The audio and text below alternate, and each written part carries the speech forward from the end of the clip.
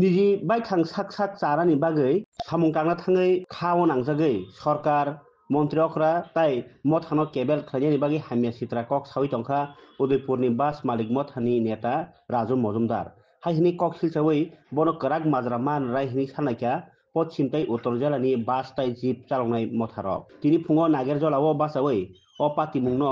सराय सरायके बुस्थुमनानि बागै मन्त्रि अख्रा ताई रोकामुं मन्त्रिनि थानि सानलायका बरक इंगे बसकनि सालो कतर जब अंखनाय हिनी साका नागेरजला सिंडिकेट नि बास चालक मथानि आदं रक উদয়পুরের সাথে চলছে বলতে আজকে আমাদের এখানে সাংবাদিক সম্মেলন করার উদ্দেশ্য হলো আমরা বিগত 3 মাস ধরে 3টা গাড়ি আছে উদয়পুরের নেতৃত্বরা একটা হলো বিমলদের একটা গাড়ি একটা রাজু মজুমদার আরেকটা গাড়ির মালিকের নামটা আমি জানি না গাড়ির নাম্বারগুলো বলছি 1369 বিমলদের গাড়িটার পারমিট হচ্ছে গুড়াহাপ্পা টু নাগেরজলা উনি অবৈধভাবে গাড়িটারে পরিচালনা করছেন উদয়পুর থেকে আগরতলা নাগেরজলা আমরা আগরতলা অফিস থেকে বারবার ওনাকে আমরা রিকোয়েস্ট করছি অনুরোধ করছি আপনার গাড়িটা পারমিট অনুযায়ী চলাচল করার জন্য গভর্নমেন্ট পারমিট দিয়েছে গাড়ি মানুষের পরিষেবার জন্য তিনি পারমিট নিয়েছে গোরাগাপ্পা টু নাগেরজলা তিনি পরিচালনা করছে উদয়পুর টু নাগেরজলা বিমল দেব হচ্ছেন উদয়পুর ব্রাঞ্চের সেক্রেটারি ওই সুবাদে তিনি গাড়িটা ওইখানে পরিচালনা করছেন পাশাপাশি উদয়পুরের আমাদের উদয়পুর ব্রাঞ্চের প্রেসিডেন্ট রাজু মজুমদার ওনার একটা গাড়ি উনি গত 3 থেকে 4 মাস আগে গাড়িটা পারমিট চেঞ্জ করেছেন গাড়িটা পারমিট করেছেন উদয়পুর থেকে চন্দ্রপুর হয়ে তেল্লামুড়া উনিও গাড়িটাকে ওনার জোরপূর্বক ওই নাগেরজলা থেকে পরিচালনা করছেন আরেকটা গাড়ির নাম্বার হচ্ছে মালিকের নাম আমি জানি না 1332 TR03 1332 ওই গাড়িটা পারমিট করেছেন উদয়পুর টু খোয়াই হয়ে কমলপুর উনিও নেতৃত্ব পার্টির ভালো জায়গাতে আছেন আমি জানি উনিও গাড়িটাকে পরিচালনা করছেন পার্টির দোয়া দিয়ে নাগেরজলা উদয়পুর থেকে নাগেরজলাতে ওনার গাড়িটা পরিচালনা করছেন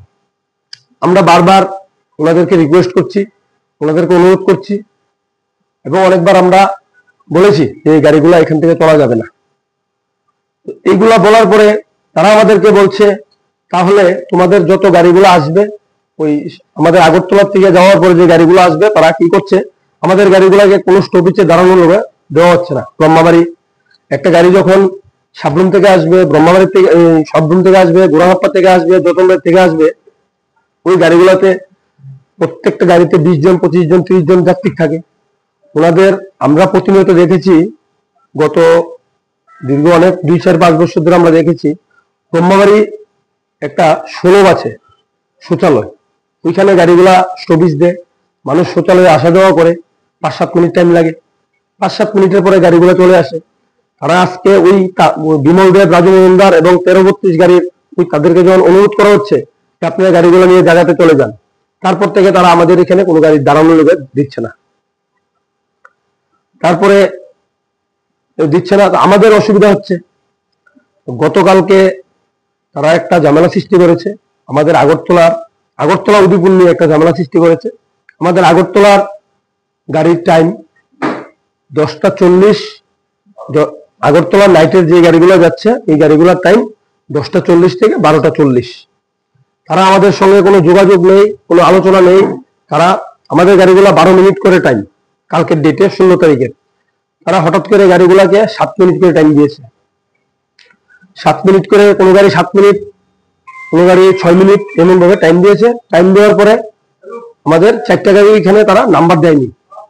4টা গাড়িকে তারা নাম্বার দেয়নি আমাদের 10টা গাড়ি গিয়েছে 10টা গাড়ির মধ্যে তারা 6টা গাড়ি নাম্বার দিয়েছে 4টা গাড়িকে নাম্বার দেয়নি তারা 11:45 আমাদের নাম্বার ক্লোজ করে দিয়েছে 12:40 নাম্বার তৎক্ষণাৎ আমি লাইন সেক্রেটারি হিসেবে এখানে তাদের গাড়িগুলোকে আমি 11:40 আমরা তাদের গাড়িগুলোকেও নাম্বার ক্লোজ করে দিয়েছি তারপরে আমাদের এই স্টাফগুলা তাদেরকে গিয়ে জিজ্ঞেস করেছে যে আমরা কোন সময় যেতে পারবো আগরতলা বলেছে যে 5টা পরে আমরা এখানে বলে দিয়েছি 5টার পরে গাড়ি আমরা আটকাইনি যথারীতি তারপর সন্ধ্যার সময় আমাদের দূরপাল্লার গাড়ি আসছে ওইখানে আমাদের 4-5টা গাড়িকে তারা নামিয়ে দাঁড়া করিয়ে যাত্রীগুলোকে নামিয়ে দিয়েছে সন্ধ্যার সময় 60 গাড়ি দিয়ে সাবরুম পারমিট শিলাছড়ি পারমিট দিয়ে গাড়িগুলা প্রতিনিয়ত তারা এই ঝামেলাগুলো করছে। তিনটে গাড়ি চলাচলের কারণ নিয়ে, এই তিনটে গাড়ির চলাচলে গভর্নমেন্ট পারমিট দিয়েছে, তুমি গভর্নমেন্টে পারমিট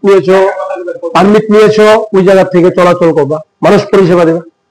তারা কি করছে, তারা এই পারমিট নিয়ে তারা এখানেই চলাচল করছে। তারা নেতৃত্ব হয়ে নিঃস্বার্থে, নিজের স্বার্থের জন্য তারা সাধারণ মালিককে অসুবিধা করছে, আগরতলাকে অসুবিধা করছে, সরকারের বদনাম করছে। তারা এইভাবে সরকারের বদনাম করছে। এবং এখানে যে রাজু মজুমদার, যিনি আমাদের উদয়পুরের ব্রাঞ্চের প্রেসিডেন্ট,